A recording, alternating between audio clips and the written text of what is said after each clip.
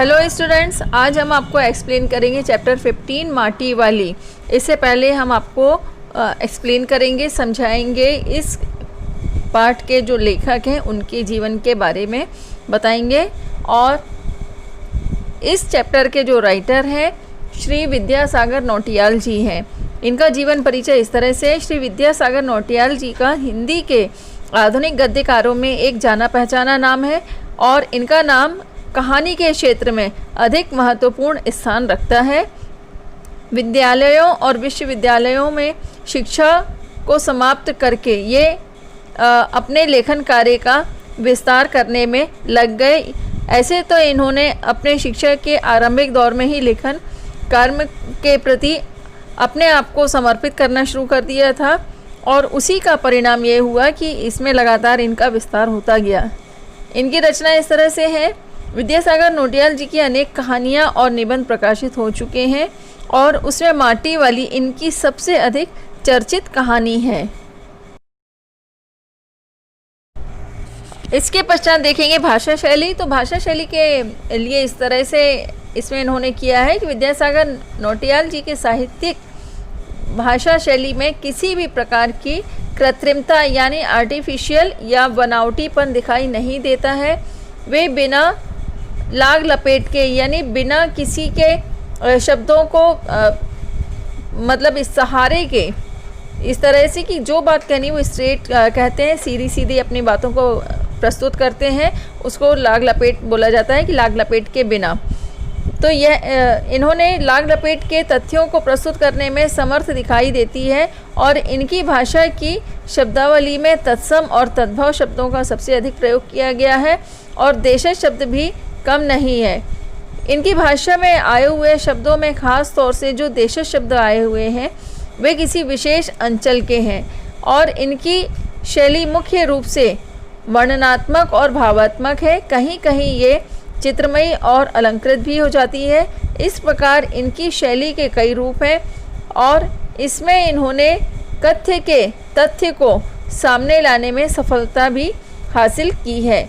साहित्य में स्थान अगर देखें तो विद्यासागर नौटियाल जी का हिंदी के आधुनिक कथाकारों गद्यकारों में लोकप्रिय स्थान है और इनका स्थान समकालीन रचनाकारों में जहां सम्मानपूर्ण है वहीं आने वाली पीढ़ी के लिए प्रेरणा स्वरूप भी है।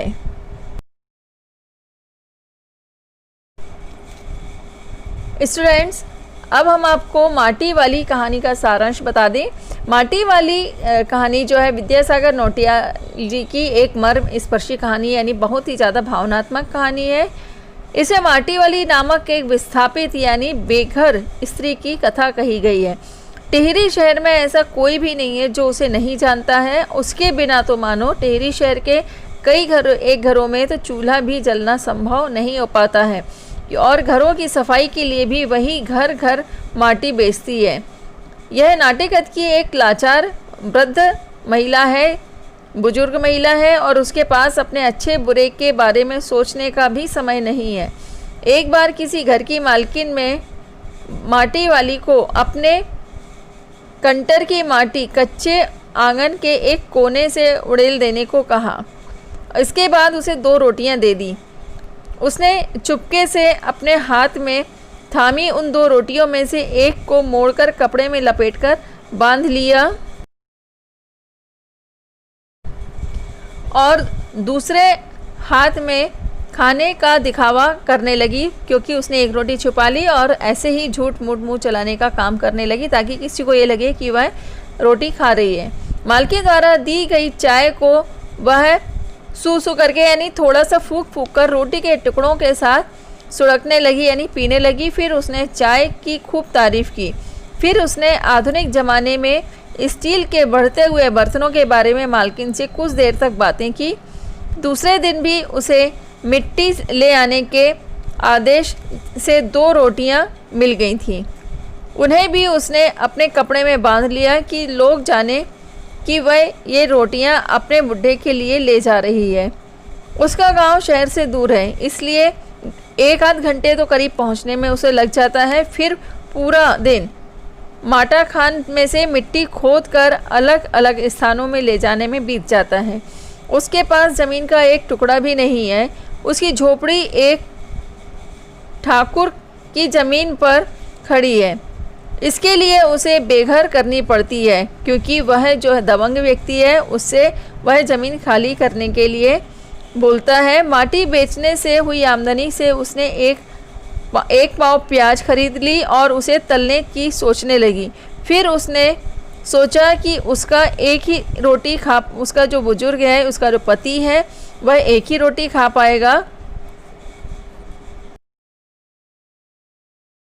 या फिर 1.5 रोटी खाएगा।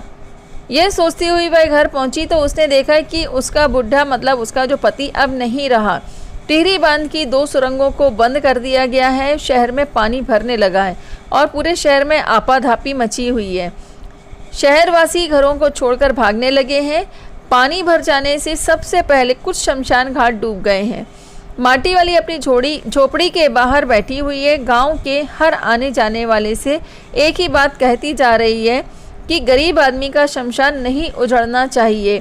बहुत ही मार्मिक कहानी इसमें प्रस्तुत की गई है विद्यासागर नौटियाल जी के द्वारा कि एक गरीब महिला जिसके पास रहने के लिए जगह नहीं है, सहारे के नाम पर एक बुजुर्ग असहाय पति है और वह भी इस संसार को छोड़कर चला गया है। और ऐसे वक्त गया है जब वह महिला रोटी जो छुपाकर बचाकर के लाई है, जो उसको एक दान में मिली है, माटी बेचने के एवज में मिली है, उस रोटी को वह छुपा कर के लेकर के आई है और रास्ते से पाव भर प्याज खरीदी है।